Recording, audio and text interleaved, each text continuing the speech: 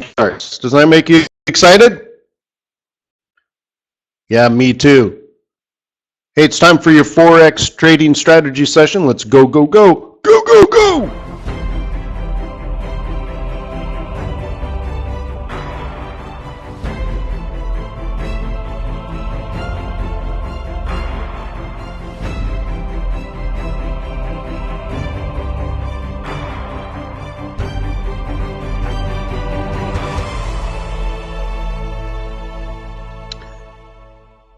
So welcome to Forex.Today and another fabulous webinar. Let me remind you that trading Forex is risky, not appropriate for everyone. Your past performance, good or bad, is not necessarily indicative of future results. So please stay small, stay humble, focus on the long term, and never risk money you cannot afford to lose. Hey, yo, you know this kid? I said I didn't, but I know he did. My name is Wayne McDonell. I'm the Chief FX Market Strategy for TradersWay.com. It's an ECN that gives you access to the market's ECN model. Takes your trade and enters it directly into the foreign exchange market. We do these sessions every day, 7:30 in the morning, here at Forex.Today, Monday through Thursday, and Fridays at FX Street. I think there's, what, 500, maybe 600 people registered for the event on Friday. Coolio. Hope to see you over there. If you'd like to attend these events live, just go to Forex.Today, register, and you're in Lake Flynn. That's it.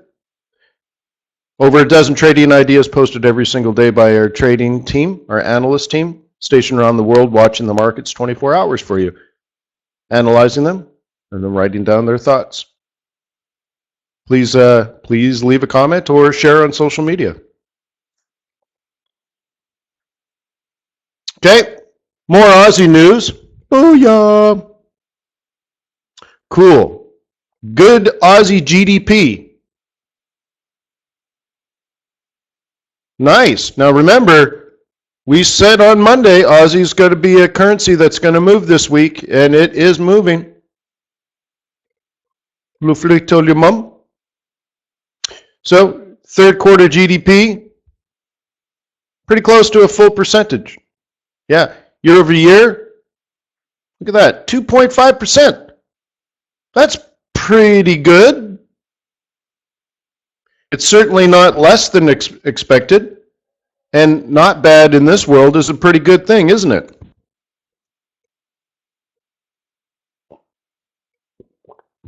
Considering they're not doing quantitative easing. Right? What country out there has 2.5% and is not doing quantitative easing?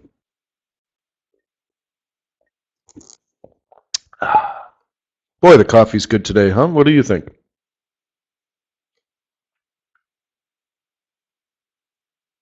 Yeah, well, but for China, that would be pathetic, right? Okay, so anyways, GDP coincided by Governor Stevens making his remarks. We also reviewed that on Monday, knowing that that would be a good thing. He's saying, hey, this headline GDP is better than the central bank's forecasts. The outlook for moderate growth remains on track. Yay! See, remember what we're looking for. What we're looking for is whether the RBA, the Reserve Bank of Australia, feels comfortable with 0.70000000 as the floor on the Aussie versus the US dollar.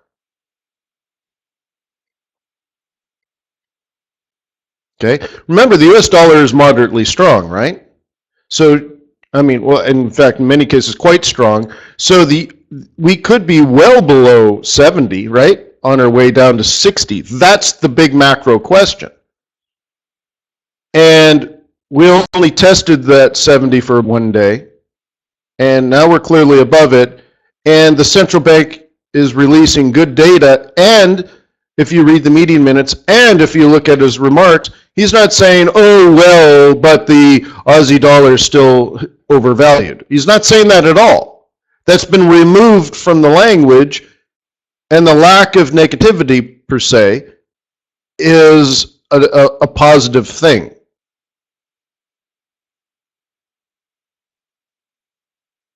Okay?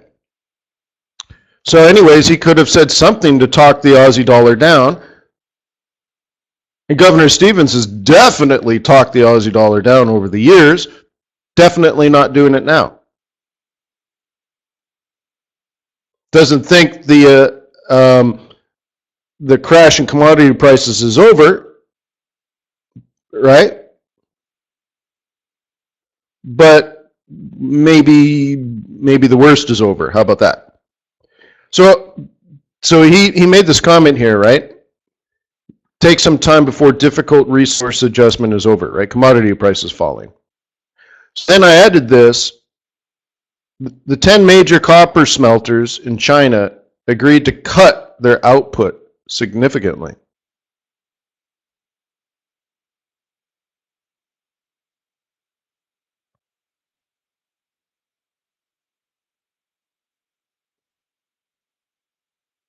What would that do? Well, Governor Stevens is just talking about rising supply, right? Adds to difficult resource adjustment, right? Rising supply makes commodity prices fall. Then China comes in and says that their 10 major copper smelters have drastically cut output, right? Yes, and therefore it maybe stabilizes.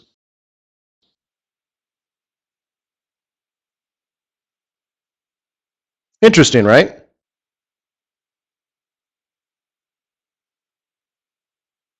That may not have been on your radar, but now it is. Oops. Okay. UK construction PMI, miss. It is expansion though, right? Clearly above the 50 level, so that's fine. But a 7-month low, whatever.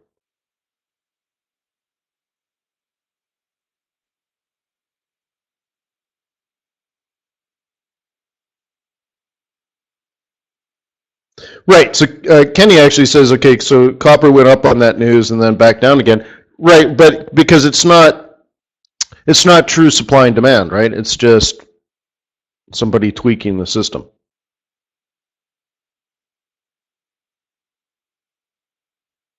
Well, it's more than that. They actually are going to do it. That's the theory, right?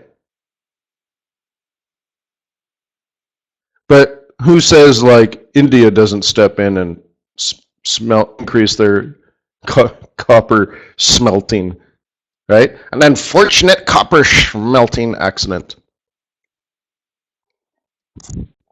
I mean, it doesn't say someone else won't step in, right? All right, Eurozone advanced CPI. Core CPI. More misses, right? Miss, miss, miss. Hey, how's Europe feeling? Well, the issue here is soft Eurozone data sort of forces, or let's say reinforces, that the ECB needs to do something further. When's the next meeting? Oh, tomorrow. Sweet. Okay. Gives the green light to Draghi if he wants to pull the trigger. What about today? Well, Bank of Canada meets.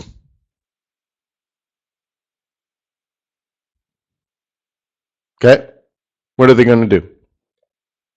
Well, that'll be interesting. So remember, we talked about CAD being another currency that you might want to consider trading this week. And remember, Friday is the Canadian jobs report, eh?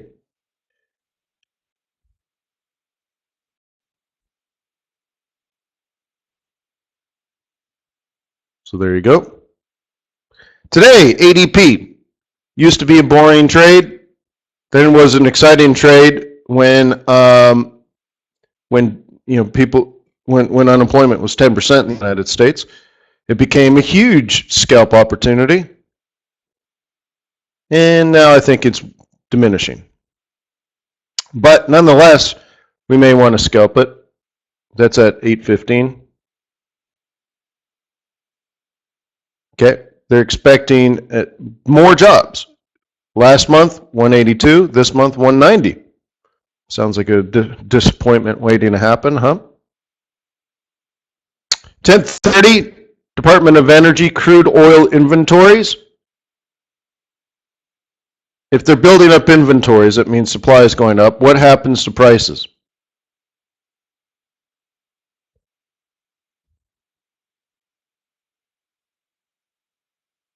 Down. So how do you describe that relationship? Supply up, price down. Inverse, yes.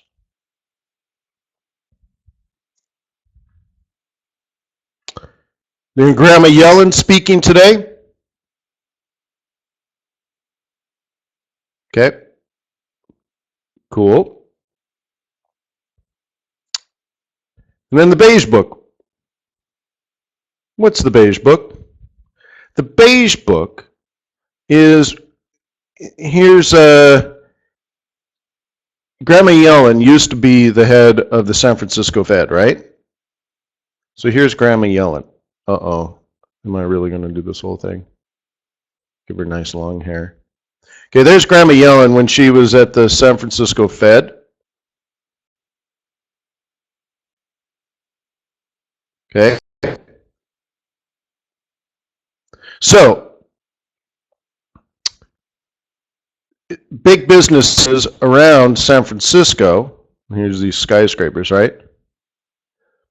And one of the jobs that that each Fed does, now each Fed is like its own central bank, but so the staff and the leaders of the San Francisco Fed, which used to be run by Graham Yellen, they would go and talk to these business folks and ask them, hey, what's going on? Survey them, right? Why is this important?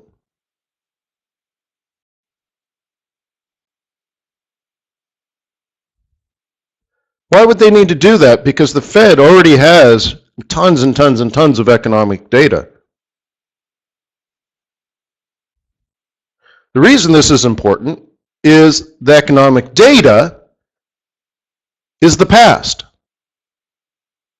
right? It's the study of what has already happened. That's what data is. So go and you interview business leaders in your region, you're getting forward-looking data. Hey, how do you feel about orders? How do you feel about prices? How do you feel about the economy? How do you feel? What are your customers telling you? What are your clients telling you? Blah, blah, blah, blah, blah. So it's forward-looking. That gets compiled, right? The San Francisco Fed, the Philly Fed, the Dallas Fed, the Atlanta Fed, so on and so forth. They compile all this data and they send it to the Board of Governors in Washington, D.C., and they compile all this forward-looking data and back data, but including the forward data that they get from this type of research from every Fed around the United States, so that you have a complete study of the entire economy, and that gets compiled, and then they put a cover on it, and the color of that cover is beige. It's one of the things that's discussed at the FOMC meetings. They also have a blue book and a green book, but those books are not public. So you can actually get your hands on the beige book if you want to read it. Hey, what do you want for your birthday? I want a copy of the beige book. Wouldn't that be a nice read?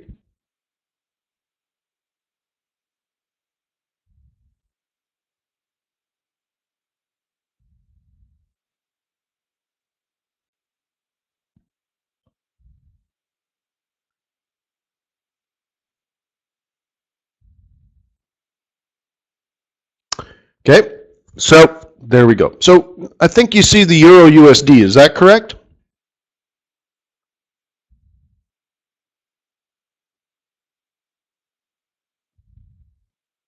Yep. Okay. What direction is the market moving? Down. Should I be aggressive or conservative in my bearishness?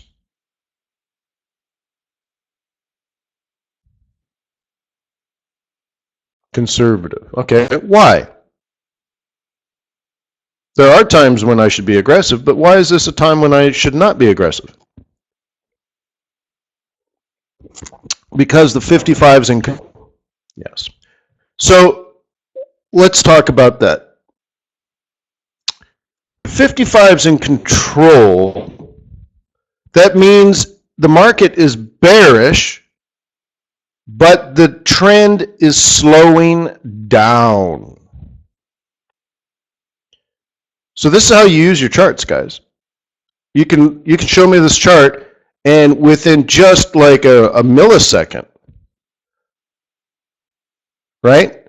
Say, oh, I should be cautious. Okay? In here, you know, the 55's in control.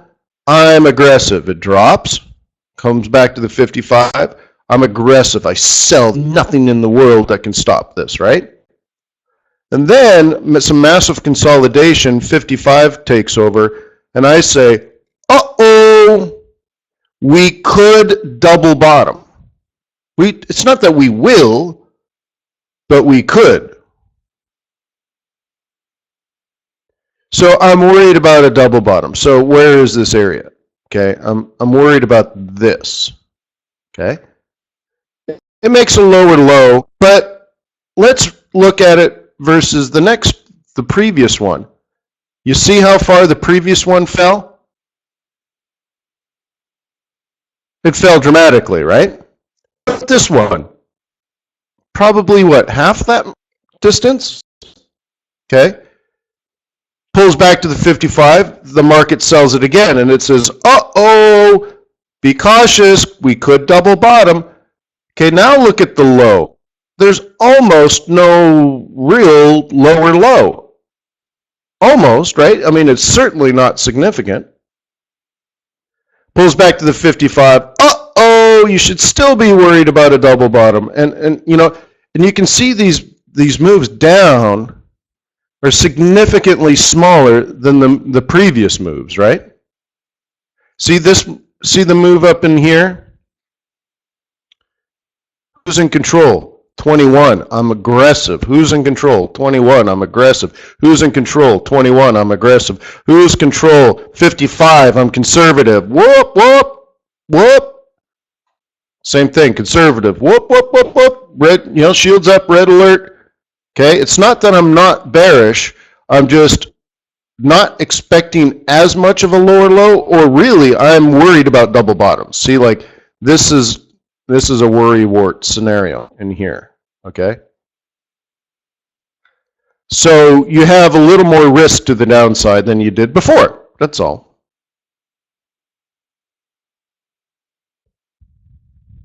Yes, Chris, 2155 200. Yeah, my pleasure.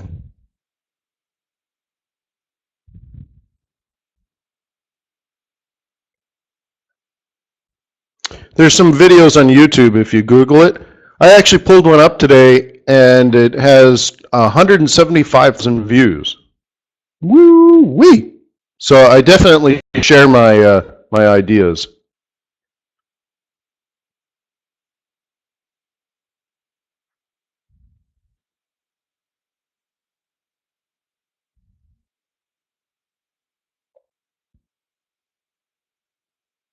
You want to, like, we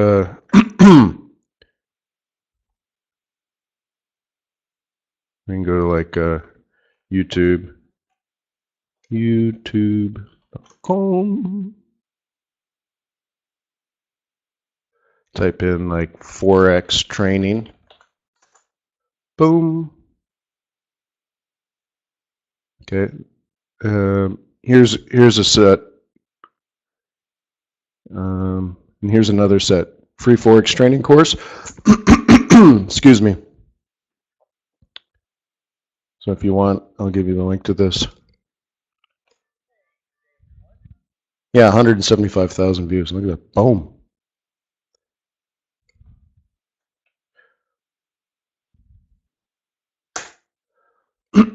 Excuse me. So that'll tell you, like, if you do some searching, I tell you, excuse me, losing my voice.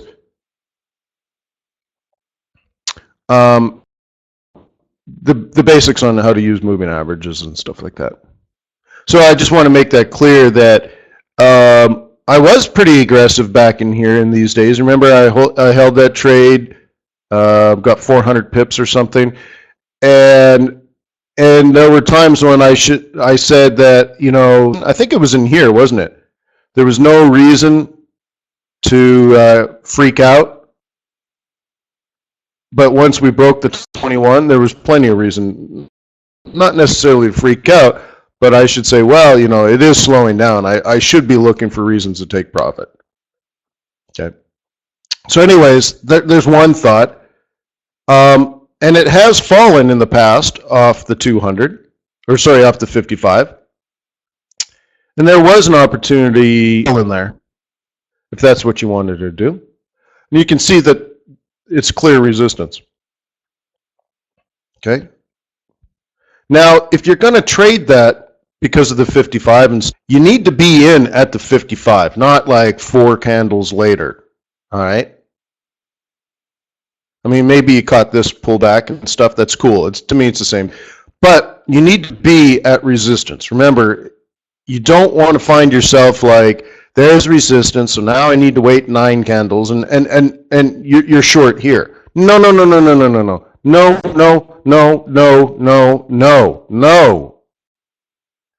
If you're going to do it, you need to get close to the resistance. Drop to a smaller time frame, but you need to get in at the resistance. The closer to the resistance, the better, because then your stop is always going to be, let's say, no matter what, your stop should be up here. But if your entry is here, there's just more pips risk than if it was here.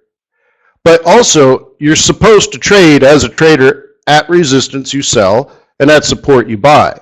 And because the market is slowing down, we're extremely vulnerable to a bottom. Well, is this a bottom? Very much possible. Therefore, you need to trade it like a range, not like a trend. Okay? Which means at the very best you could expect this as a bear. The very best you could expect is here, is your target. It may go farther just because of the fundamentals and stuff, but technically that's your best expectation, because this looks like support to me in a slowing trend. So therefore you're supposed to be worried about these things, right? What if there's a chance somebody wants to buy this and rally it up?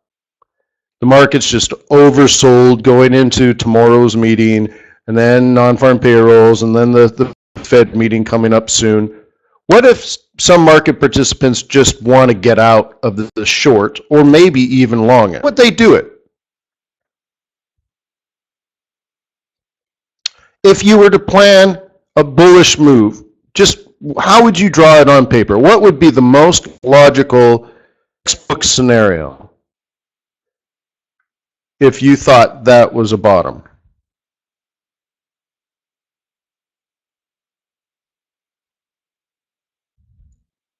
Wouldn't somebody look at this and buy the dip?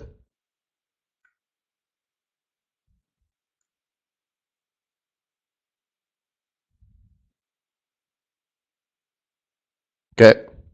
We don't know if that's going to happen. My point is that's why you don't want to be selling down in here and here, because you're playing this top, but you're 16 hours late. I mean, what? To be so that's too far off. I wouldn't worry about it yet. Okay, people are worried about the Fed meeting. So anyways, I would be, if you're gonna sell, you got to sell high, and you got to do it at resistance. So what you do is you kind of you mark it like this. Okay, so let's say we're some in these green candles kind of here hitting this area. So this is a pretty obvious resistance zone, right? So let's say your price is climbing up and we're testing. Drop into a smaller time frame.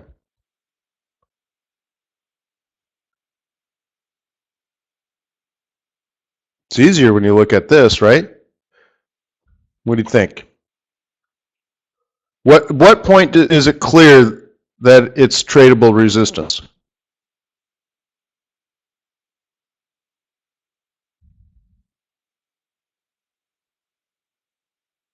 Okay. Both these are perfect setups.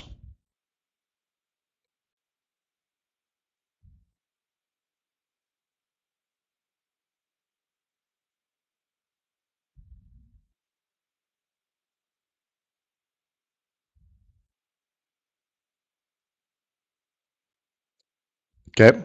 Both of those, I don't care which one, whether you did one or both. Both are just, if you were planning this to fall, you need to be short up in these areas. 5/8 crosses, stochastic crosses, you know, there's lots of little price action moves, right? And the next move, if you're a bear, is probably, you know, probably something like you got to mark this as the new sell zone, right? Another one in here. Okay, and that's that. So the question, another question that, who said it? I read it. Oh, Lewis says, is it fair to buy at deep support? Okay, you're a bull. Okay. Looks a little scary to me on this time frame. Okay. So I would like a little bit of confirmation on this if you're going to do that. Okay. Because we did make a lower low, so technically on this time frame it's bearish. 21 is below the 55, technically bearish. Okay. And according to the stochastics and the moving averages, what is likely to happen in the short term is at least this.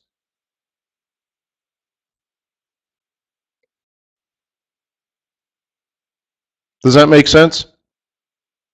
So if you were a bull, to get through all of that, I would need confirmation that there are more bulls in the trade with me, because I'm not big enough as a trader to break all that resistance. So if it did something like this, then I maybe buy it then, and it would be exactly the same price as it is now, but significantly less risk.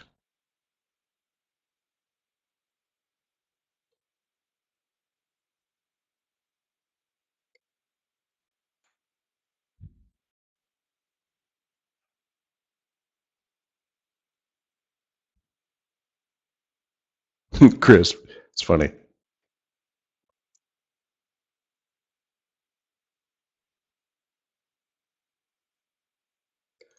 Whose retracement is that? Gann, baby. Who's Gann? Gann's dead, baby. Gann's dead. I don't know why that reminded me of Pulp Fiction. Boom. So, sure. It's a tougher purchase, I suppose, for me. If you had this as support, like down here, maybe, but if you're buying it here, you're not trading the range, right? You're trading a trend. Right? Let's talk about a basic thing first. A Fibonacci setup. Okay. That's a trend trade. You're saying that you believe the trend is up and you're buying a dip. That's what that is. Okay? So looking at this, I'll add a little more data. Is it clear we're in an uptrend?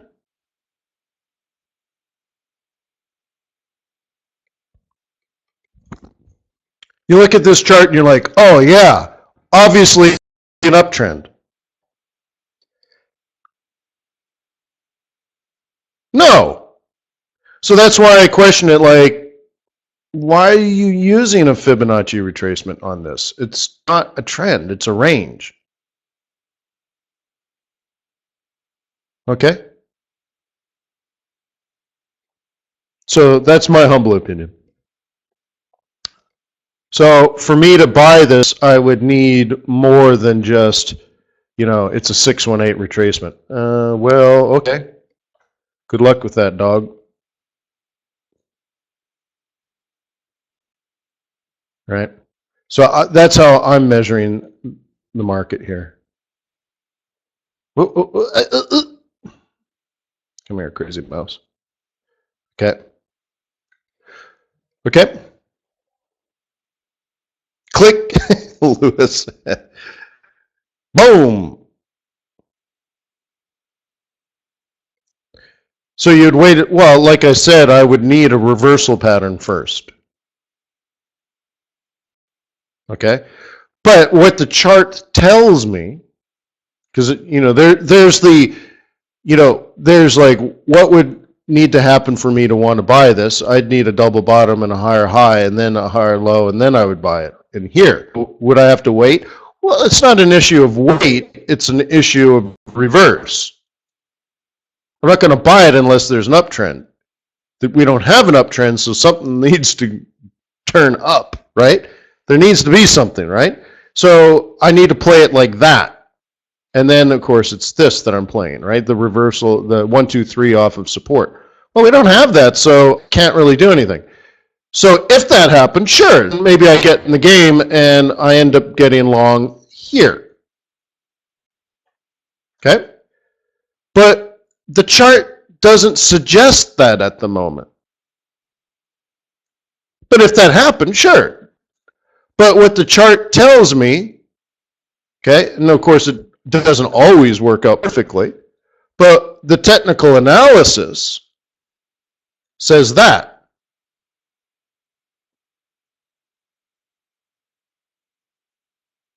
That's what I think's going to happen. Okay? And then one of two things.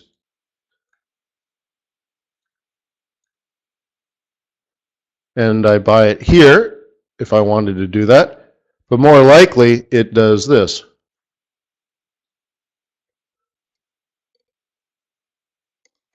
So, it's just a matter of of probabilities, I suppose, right?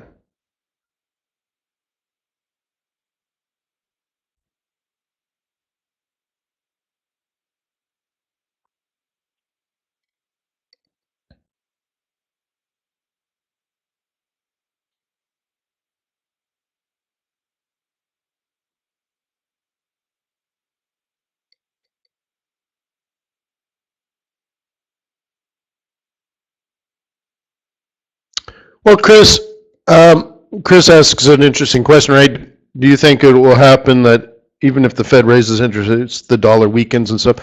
Well, all that's priced in, right? So, right, everything's priced in. It's already done. It's already in the market. So, could somebody take that as, let's say there's an initial spike, okay? Let's say Euro USD is kind of doing this, and then it goes, wow! Fed raises interest rates, okay? And this drops down to like 102 or 104, whatever, doesn't matter.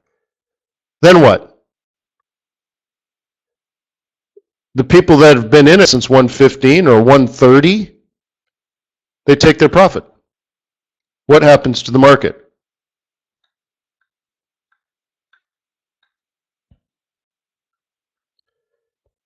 Okay, and it could go as much as it wants. And somebody asked, I think it was DeBista that asked about profit taking at the end of the year. Yeah, okay, how about after the Fed meeting and you have multiple trades open with at least 3,000 pips each, and you're going into year end and you're right, you're 200 pips away from parity? Yeah, take some profit. Holy smokes. Because then you get to go into 2016, raise capital for your new Forex fund, and you say, well, look at all the money I made on the euro. Boom! Because you have to realize when you're a professional investor, and I hope you don't mind if I go in this angle for a second, you need a product. You sell it as a product. Hey, I start, I have a euro short fund. Would you like to be involved? I can give you 9 reasons why the euro is going to fall over the next 24 months. Okay? Well, that was the pitch 2 years ago. Would you like to buy into this? Okay? So maybe the next pitch now is, my analysis of the commodity market shows that, we're nearing or have printed a bottom. And over the next 2 to 3 years, commodities will start to come back. It's time to buy at the bottom. Now that could be a product that you sell. Do you understand? And then they say, well, what else have you done? Oh, well, I just, pulled out, 30,000 pips on the euro short. That fund is going down. Would you like to buy into my commodity fund?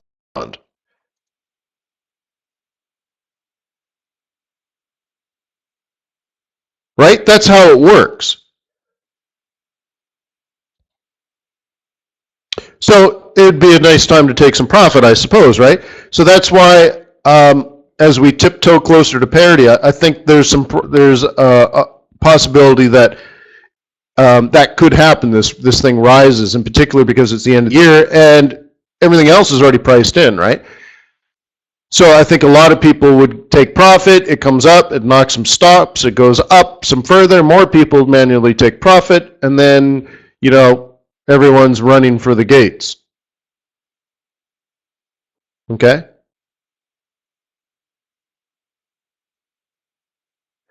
Yes, but Lucas, what will probably happen is somewhere between January and June, we get short again.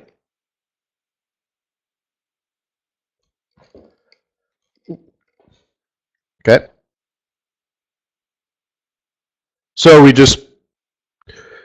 you don't want to do is overreact to what is happening now.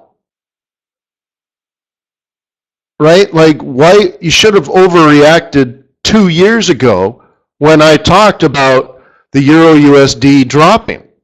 I mean, you know what? I spent at least 6 months, guys. At least 6 months preparing everyone up here for the euro dollar to fall. At least 6 months. Day after day after day after day talking about yield differentials and European bond prices and just like ridiculous amount of time preparing everyone for this to fall. So now we're down here. You can't like suddenly get aggressive on selling this thing, right? Where were you when we were at the 382? That's when you're supposed to get redonkulous. Oh, ADP. All right, let's pull that up. Okay. So if anything happens now, there might be some profit taking. So what's your next new thing? 90,000. TradeTheNews.com.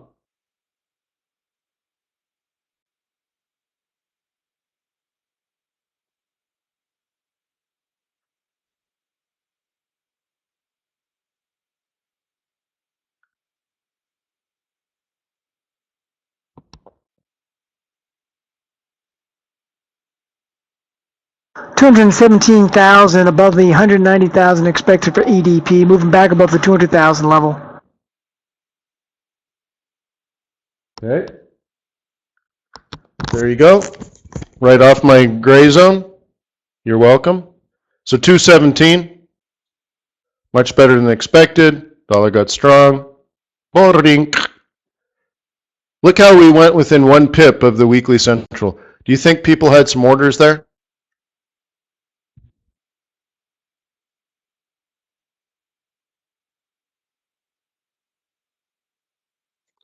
Well, you mean NFP, not FOMC.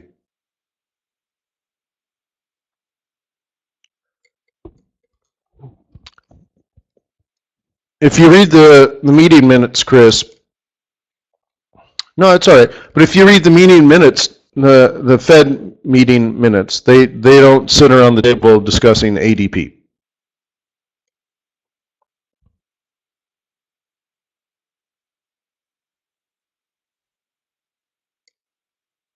Yeah, it's just they don't. NFP, yes. The funny thing about NFP is there is no such thing. There is no non-farm payrolls report. That's the funny thing. There isn't actually anything called non-farm payrolls.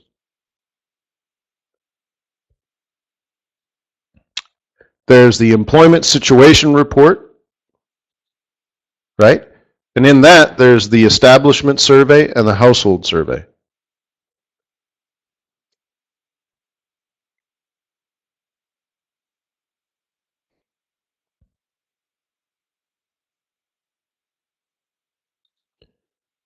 Do you really want to hurt me? Do you really want to make me cry? La la la la la la la. Oh. Boom, boom, boom, boom. I'll just watch this for a little bit.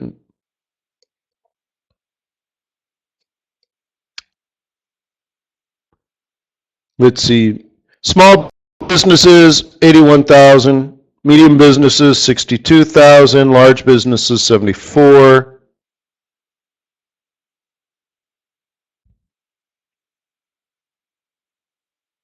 Manufacturing, flat.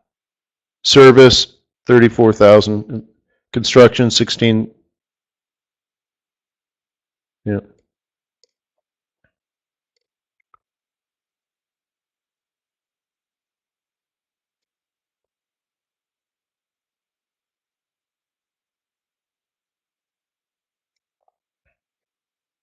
Cool.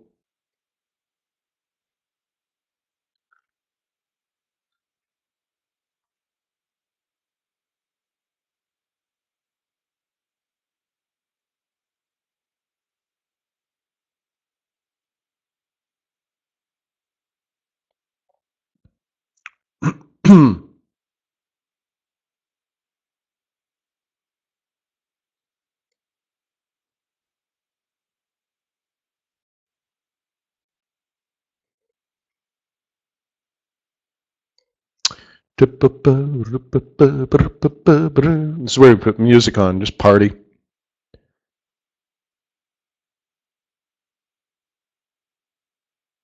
Largest increase since June on the ADP number. That's cool.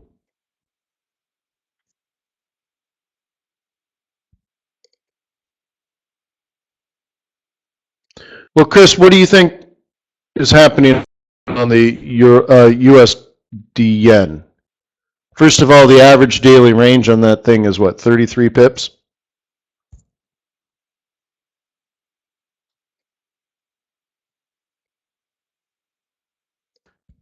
My analysis of the USD yen is this. It bounced off the daily 21. So if you're long, which you should have been long time ago, there's absolutely no reason in the world to get out. You're not earning any money, but you're not losing any money, and you're pointed in the proper direction. So just, there's nothing. you shouldn't necessarily just be getting in now. I don't see any logical reason for just be getting in now. 15-minute Stokes is going up, hourly Stokes is going down. Just a bad scenario altogether. You know, you should have bought at 123 or 122 or 121 or 120, and nothing else is happening, right? But I wouldn't have to look at it now because there's got to be significantly better things to be focused on.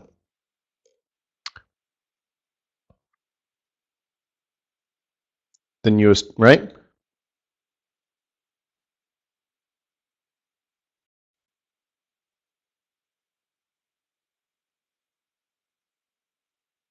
Oh, you like that, Casey?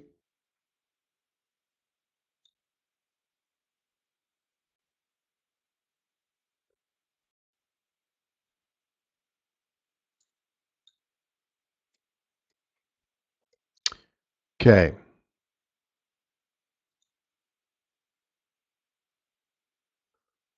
Monthly pivot, monthly pivot. Now, if you're playing the monthly pivot here, because the central is the bottom, R2 is the projection. And that's up here. 91.76. So 92. We're on our way to 92. So about 200 pips more. Now remember, guys, Monday morning, we talked about the Aussie's going to move this week.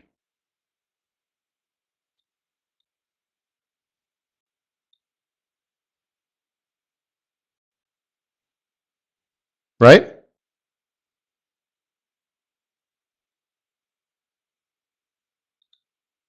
Look at, we've just blown through the weeklies. And so the only thing in play right now are the monthlies. So that's how I would look at that.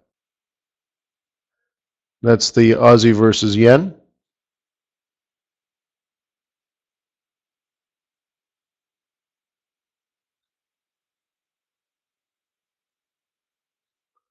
You look at Aussie versus dollar. It's very topish right now on the daily chart. Let's see, do I daily? Yeah, this is set up daily. So we've already talked about this a few days ago, and we're approaching that level now, right?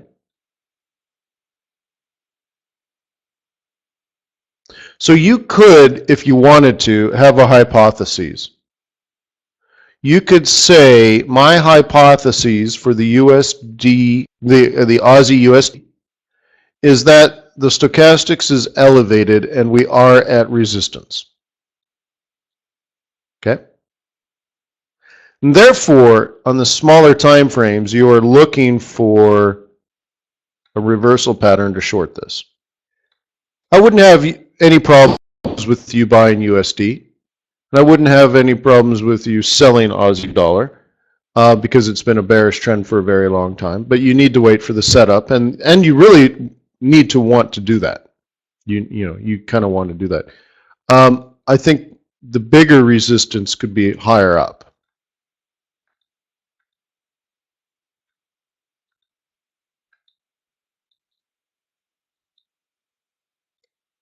Okay. But if you think, so Mark says, okay, it's going to drop soon. Good. If that's what you think, at this point it's only a hypothesis. If you shorted now, you're just a degenerate gambler, right? So that's the daily chart. How do you feel about it on the hourly? Looks like it wants to double top and drop, doesn't it? You're already in the sell zone, so you're okay with that. What happens now if we break the hourly 21 and go to the 55?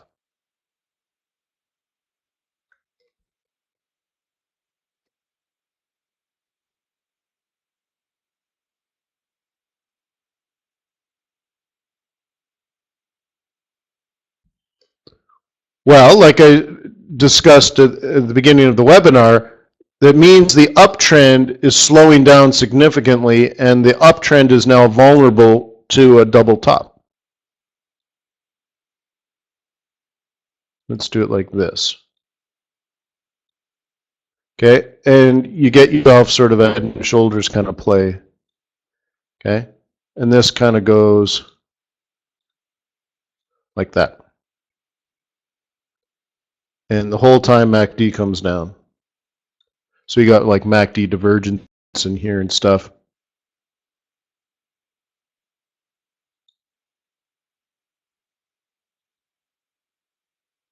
Right?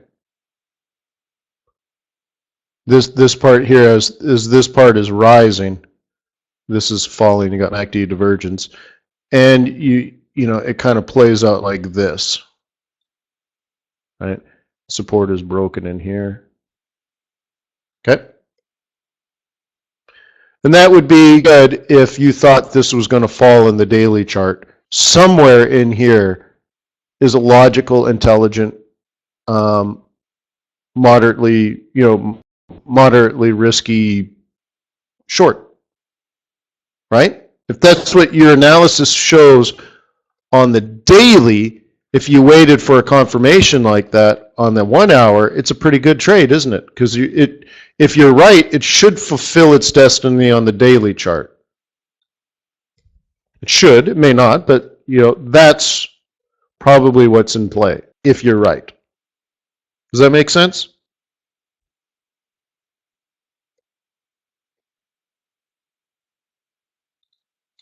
But couldn't it also just continue mission right now and just ignore all that stuff and just go up to the next level off the 21? Long and gone? Well, of course, absolutely. I mean, look, you're supposed to be aggressive on the 21. If you're a bull on this, you should have bought it here.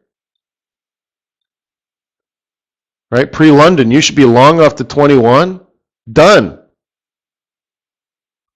Jam your stop, take a walk, move on to the next trade.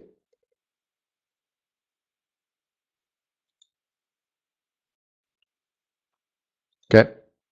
Because if, go into a 4 hour or going to this could pose a scenario like this area here, where it just rises, right? And the oscillator basically just moves sideways and price just goes up. Absolutely plausible and almost likely to happen. So that's why if you thought this was going to come down, you better wait for the setup. You better see the reversal, not guess the reversal, right?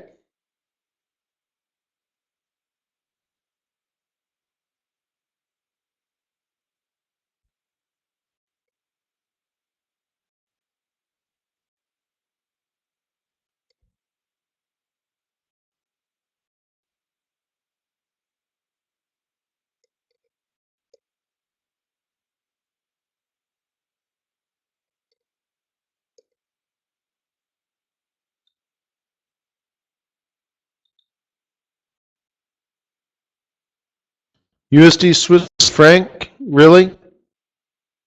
Well, let me just go back to the trade, and then we're kind of out of time, and I'm not that excited about the USD Swiss franc, but I'm supposing you're long.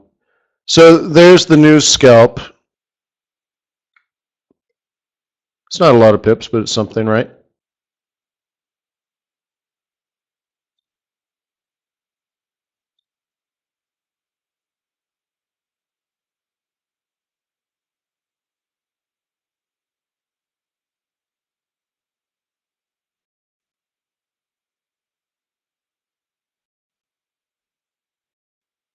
I'm approaching about 20.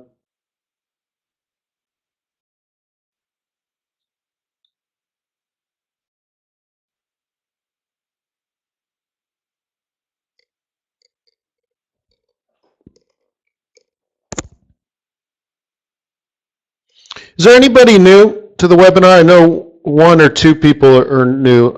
Any more people fairly new? Just gives me an idea of how much of the, the basic strategies I need for in the future,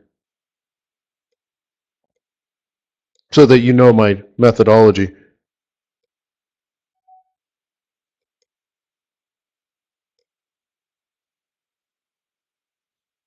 Anybody? Nobody? Because I just assume you know what a 2155 is, you know what a 58 is, you know, you get my stochastics. I just assume these things because I've been teaching it publicly for over 10 years, so I just assume, right?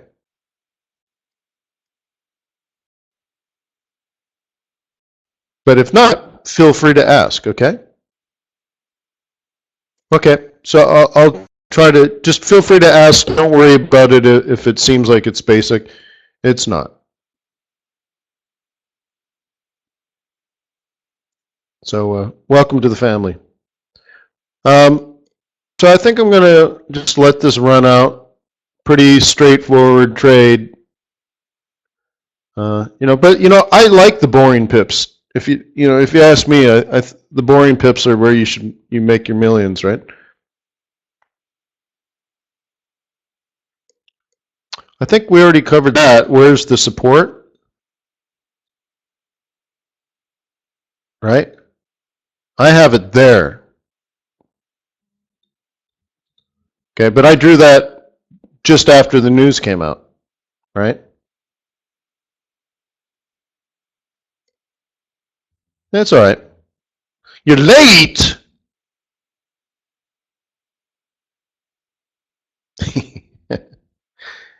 Now, obviously, there's a pivot point in there, so, be cautious, but whatever.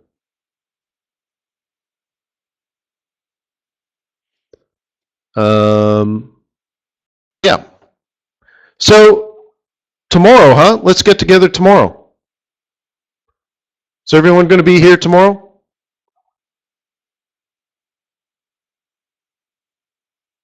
Cool. I'm looking forward to seeing you again. It's time. Say goodbye. So, peace on earth, may the pips be with you, may your profits be above average. Don't spend all the pips in one place, huh? Remember, grow your trading account and cut your lot size. Cheers.